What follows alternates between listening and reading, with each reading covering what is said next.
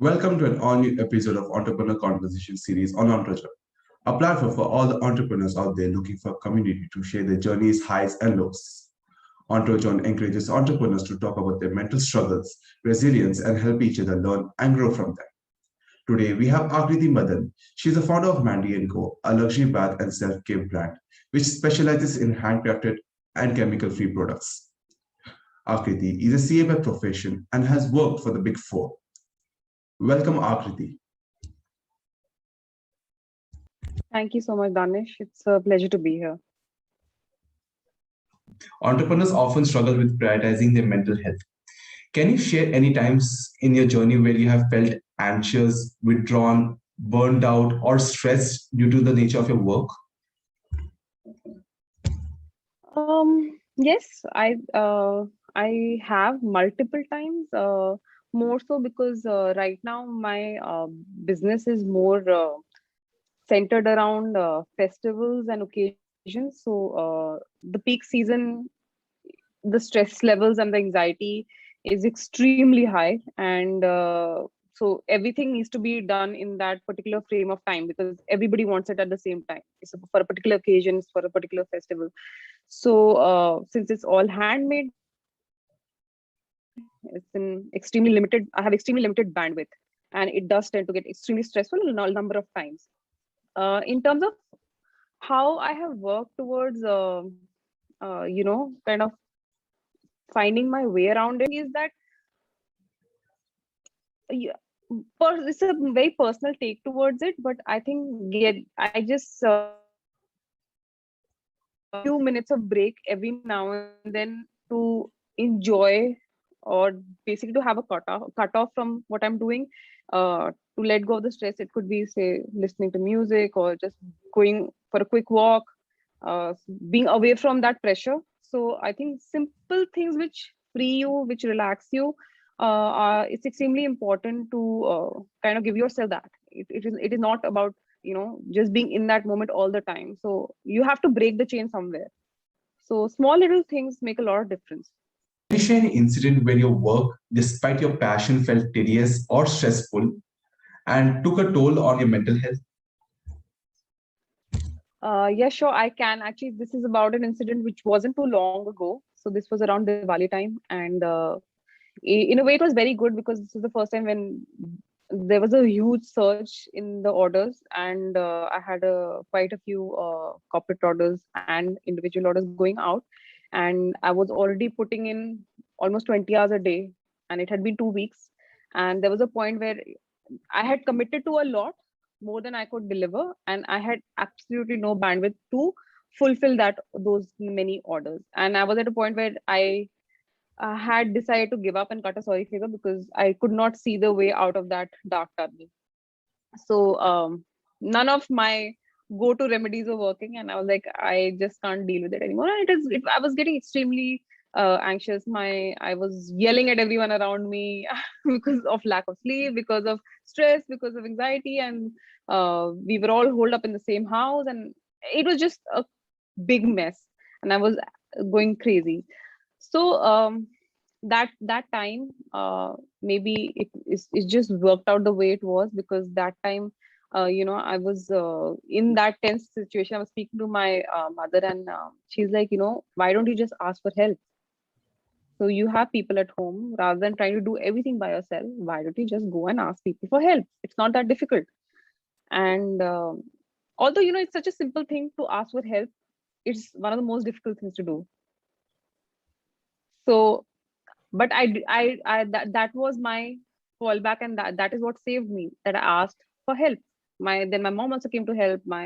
I had my in-laws there also, and together we worked as a team. So we actually turned into an assembly line where one person was given one task to do, and what seemed like a mammoth uphill task, because it was broken down into pieces with me going and doing a simple thing of asking for help. Things worked out absolutely fine. And by the end of the day, I actually ended up servicing that order before the deadline rather than on the date of the deadline or after.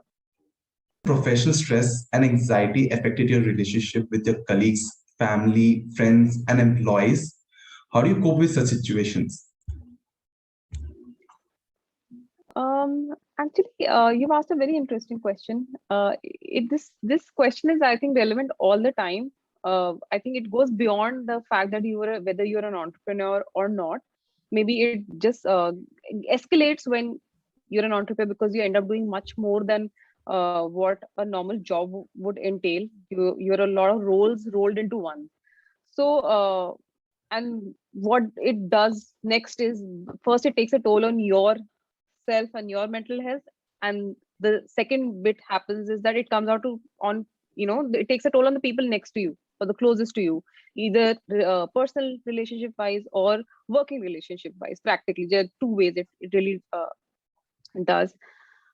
uh, there have been lots of incidents, small, big, where because of the stress, because because I'm still a very small business, so from conceptualization to sourcing to production, marketing, social media, dispatch, it's all practically being handled by me. So stress levels and anxiety levels are extremely high because even if there's one break in the chain, the whole process comes to a standstill. So anxiety levels are high. They end up coming out, at the end of the day, you're only human.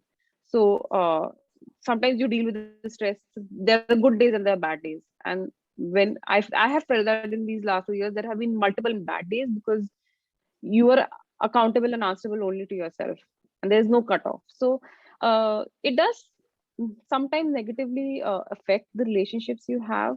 Uh, Personal, if I talk personal wise, personally, I have tried to keep my entrepreneurship journey or my work side, uh, try to have a cutoff emotionally somewhere. Because, and this I honestly learned from my husband. I used to find that extremely strange, that how can you just come from your work, and he's also in a very high stress work environment. You come from your work environment, and even if you've had a bad day, you're perfectly normal at home. And it's not that you're trying to hide your feelings. It's just that in your head, there's just a cutoff that I don't bring back my work home. Whether it's your work stress or whether it's anything that has happened at work stays at work. And once I'm home, I those few hours that I spend with my family are mine. My work doesn't affect that.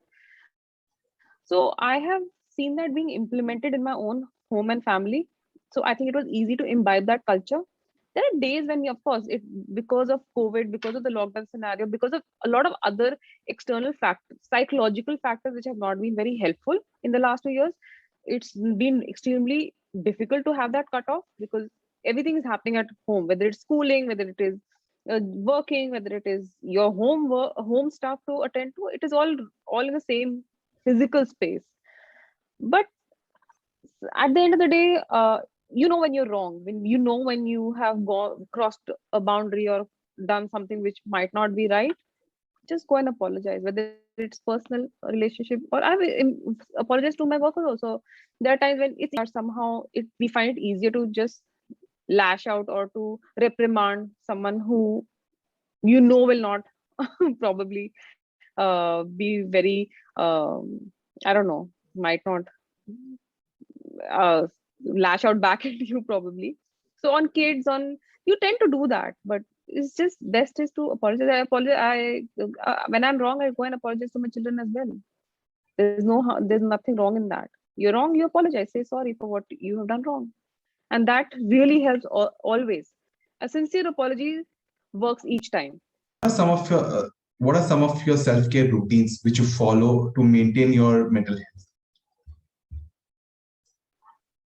Actually, I do a lot of things which I now, after my entrepreneurship journey, I realize that they're actually very important and very sacred and very, very, very dear to me. Uh, because I have ended up dealing with more stress in the last 2 years than I probably have. My hair is also turned white, which it never was. so, so some of the things that I do is that I have a consistent workout schedule. I do not miss that because that is something which brings me extreme peace. So that is one thing which I do not skip, no matter how tired or whatever I might be. I make it a point to spend a certain amount of time with my children. That is something I don't negotiate, no matter what. So that is also something which really helps me de-stress.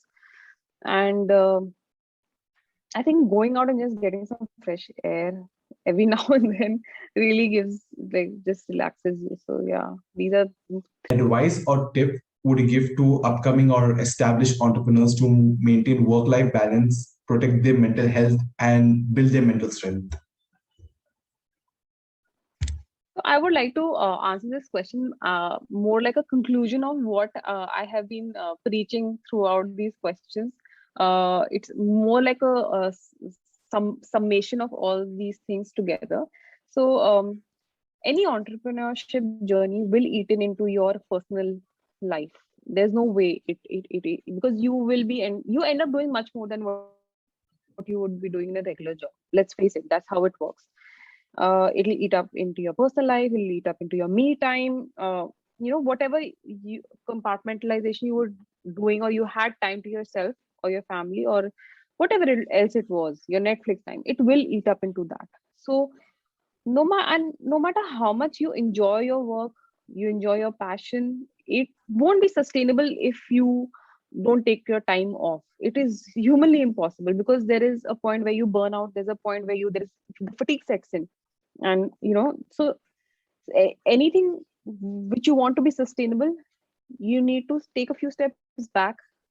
um, you need to take some time off. It is also important, because when you step back and look at things from a distance, you get a better perspective rather than when you submerge and merge into whatever you're doing. So I think uh, any good healthy business can only be established and sustained if it's being run by a person who's healthy in terms of their body, but most importantly also their mind. So I think that holds a key to being a successful or a good established, good entrepreneur, or have a good entrepreneurship journey. That's a wonderful advice, Akriti. And I hope it is useful and helpful for all the entrepreneurs tuning in. Thank you for your time, Akriti. We are extremely grateful to you. Hope this conversation would help our audience, the budding, struggling, and the established entrepreneurs to give highest priority to their mental well-being. With this, we have come to an end to this episode. Do like, share, and hit the subscribe button down below for further updates.